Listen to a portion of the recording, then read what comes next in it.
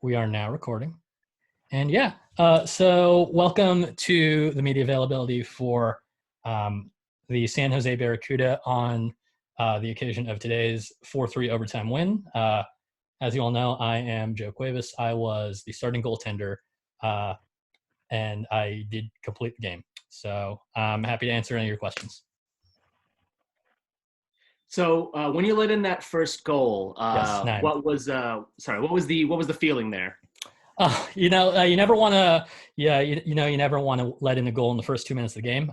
So it was kind of demoralizing, and I think that kind of put me into the mindset to not play as well over the middle third of the game. But sometimes guys get a lucky bounce on the first goal of the game. Sometimes I was out of position, maybe an inch to the left. So it wasn't a great feeling, but played through it, finished the game, play a full 60 minutes. You can't play 2 minutes of the game. You got to play a full 60 minutes on the ice.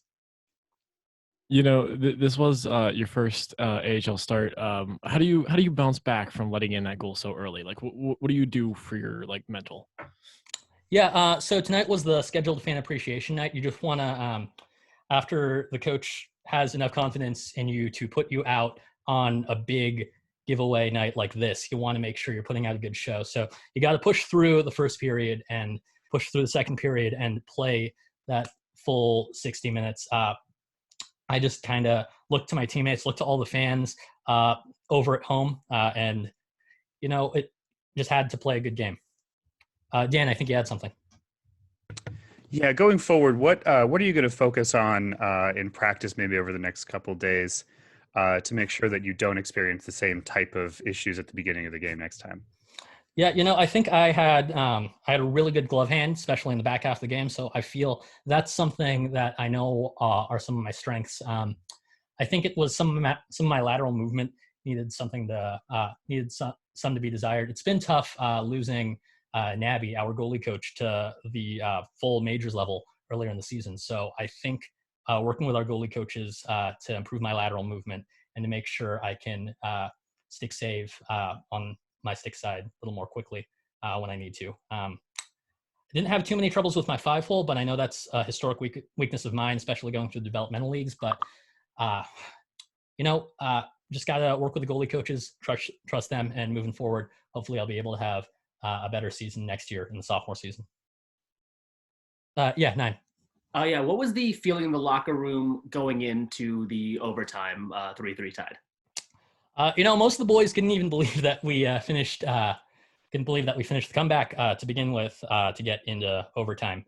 I remember at that point in time, I was just constantly looking over the bench, thinking, "Oh, I'm going to get pulled any second now," because this is going down to the wire. We need an extra skater out there. But once they got that bounce with 2 minutes in, I couldn't believe it. I couldn't believe it when I was walking back in the locker room, and just had to hang on, play a good 5 minutes after that. That left me feeling good. And I think some of the other boys were feeling that too. Thanks, man. Joe, again. So back to that late goal in the second period, where they got kind of a weird bounce that just kind of caught you off guard. Where do you go from there? Down 3-0. What do you tell the guys? Like, who do you put that on?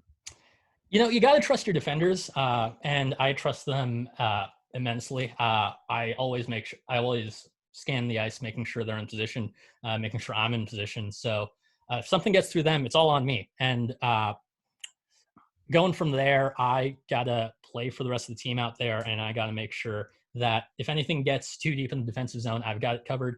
It doesn't matter if the defender's got it covered. It's easier if we've got 2-3 people on it rather than just having one or no people on it. So that is tough. But moving forward, if you're getting some good offense rolling, I think we had some good offense already rolling kind of midway through the second. Trusting your skaters. It's tough going down like that, but if your skaters are rolling some offense and the other goalie is just putting up a good game, I got to respect that. So it was tough, but trusting the team, and I think that ultimately helped us pull through. Jack, did you have any questions? Not particularly. You've done a good job of answering them, and other people in the room have asked them well.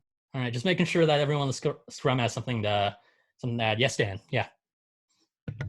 Yeah, given your teammates' recent negative statements toward Tim Hortons, do you feel that had an impact on your performance in the first bit of the game? It's kind of hard to get Timmies at all here in California, and so I stocked up on like pre-bottled Timmies right before, so I know what I'm drinking. If they want to make sure they're drinking Starbucks or whatever is in their pregame routine, that's on them. And so it's a little demoralizing, but as long as everyone's got their own pregame routines, it doesn't matter that much to me. Go out there, give 100%, play full 60 minutes. That's all I want to see on my end. I'll play full 60 minutes for them.